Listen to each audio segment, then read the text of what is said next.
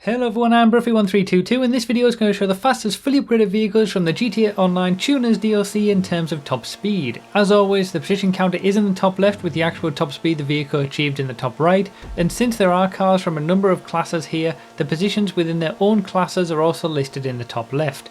This video lists all vehicles added on day 1 of the Tuners DLC. For any drip feed cars added after that, other classes of cars because I've tested them all, and all the information you need about this series, check the playlist linked in the second line of the description, and feel free to check out my Patreon or become a YouTube member if you want to support this work and get testing results of any new cars a little bit early.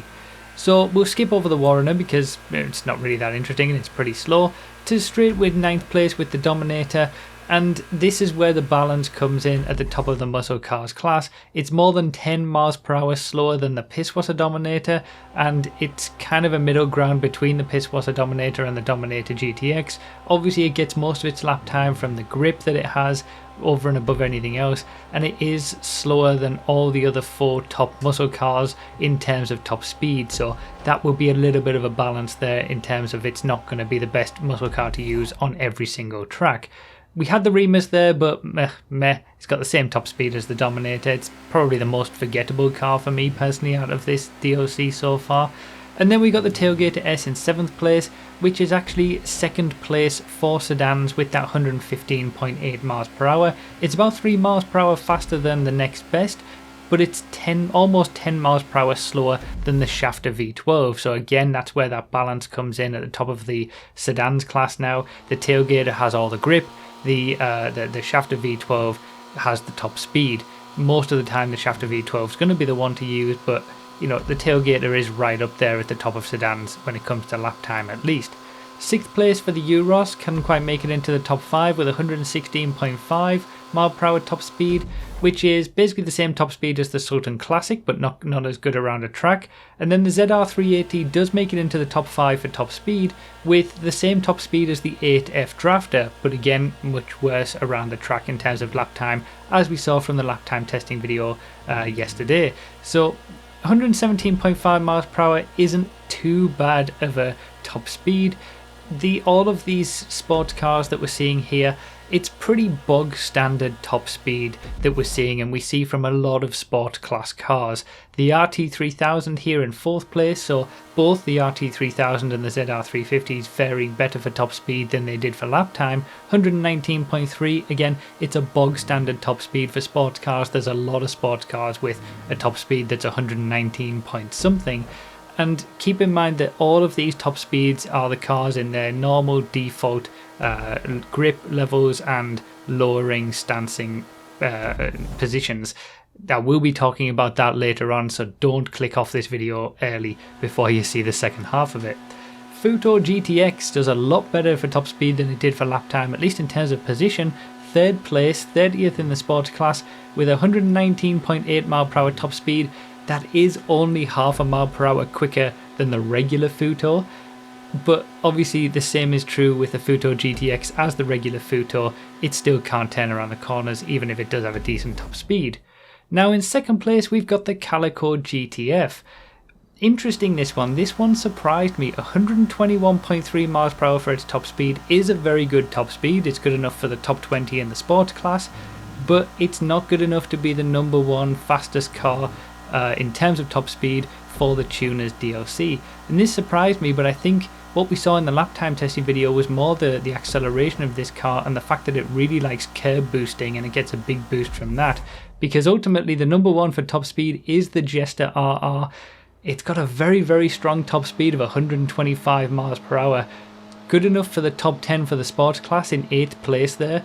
Obviously it's not any level on the Pariah, which is 11 mile per hour quicker than it for top speed, but it does show that the Jester RR on certain circuits could likely to be quicker than the Calico, certainly on smoother circuits with no bumps for the Calico to get that kerb boosting effect, and on tracks with longer corners, because the Jester RR tends to be a little bit better in sort of traction areas. So it's interesting, it's certainly not what I expected, but really good performance from the Jester RR, and that's a great top speed. Now, as we see this comparison between the top two, This is probably the part of the video where people will stop watching and then mention in the comments why I haven't talked about lowering the cars or using low grip tyres. Well, this is why you watch all of my videos, not just the first half. Indeed, it is true that stancing these cars via the interaction menu will give them higher top speeds. Putting on low grip tyres will do the same. Both will make the cars terrible to actually drive when it comes to handling and getting around corners, but the impact to top speed is quite substantial, as you'll see in the following comparison with the Jester RR. If you want to know why all this happens, I made a video a long time ago and it basically explains the basis for all the various top speed bugs that you see in this game. It remains to be seen whether Rockstar consider this a bug and patch it later down the line, but it's all caused by the same thing, and I find it hard to believe that they wouldn't know that this would happen. I'll leave a link to that video in the description and the pinned comment.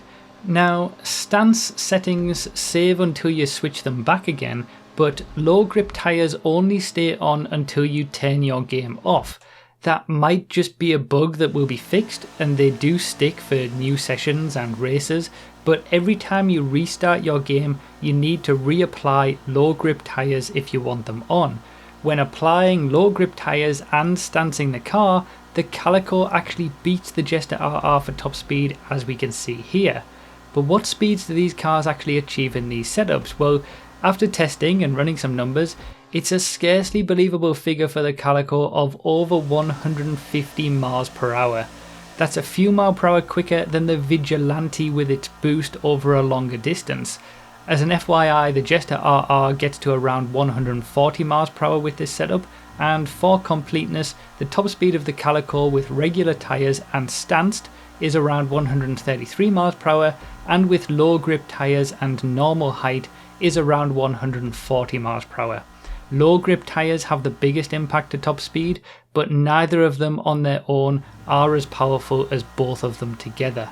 However, and I can't stress this enough, don't go into races with any of these setups because the handling takes a significant hit to the point where you won't even be able to make the most basic turn, as I couldn't on one of these top speed runs. And when it comes to actually navigating a track in a racing situation, just forget about it, it's not going to happen. It's pointless having a car that's 30 miles per hour quicker if you can't turn a corner. You lose more time in a single corner than you'd ever make up on a straight, even on the more top speed oriented circuits.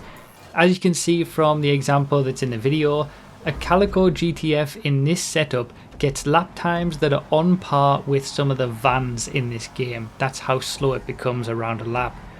But if you want a car that purely gives a great top speed, and you don't want to use a Vigilante which achieves similar speeds with its boost but is much more manageable to actually drive, then try applying some low grip wheels and stancing a Calico GTF.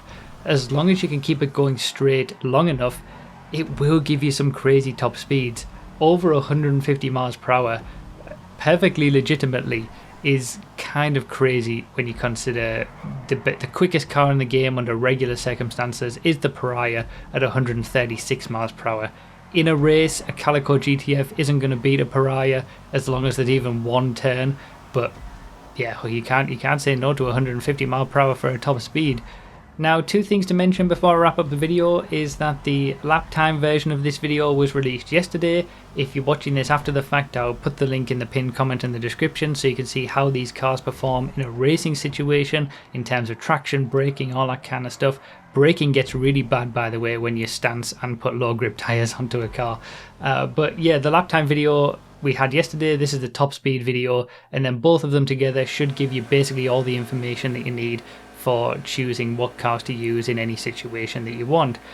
Also, we do have 7 more cars to come from the drip feed for the Tuners DLC. Every Thursday they'll be releasing a new car, starting with the Comet S2 next week, and I'll be testing them for lap time and for top speed every Thursday, so make sure you're subscribed, got notifications on. If you want the lap times and top speeds early, check out Patreon or YouTube membership, all that kind of stuff. It's all going to be happening, and make sure you stay tuned and on top of it, because there might be some cars coming in the next 7 weeks that end up being quicker than some of these. So yeah, keep on top of it, and if you're on a budget, make sure you keep that in mind with the money that you have and spend. So yeah, that's pretty much it. It's been an incredible 3 days of so much work and a lot of effort, but I think we're pretty much there with all the main points of vehicle testing for the DLC. I'm pretty proud of being able to get all of the testing done in such a short space of time, and you guys have obviously shown your support on the lap time testing video, and I hope you'll do the same here as well with all comments, likes, shares, whatever it is. Anything that you do always helps, and even just watching the video all the way through, thank you guys so much. So yeah, as usual, I'll see you guys every week for the drip feed content, lap times and top speeds, but apart from that, we've covered everything at this point, so let me know all your thoughts down below in the description. Thank you guys so much for watching, I really do appreciate it, and I'll see you next time.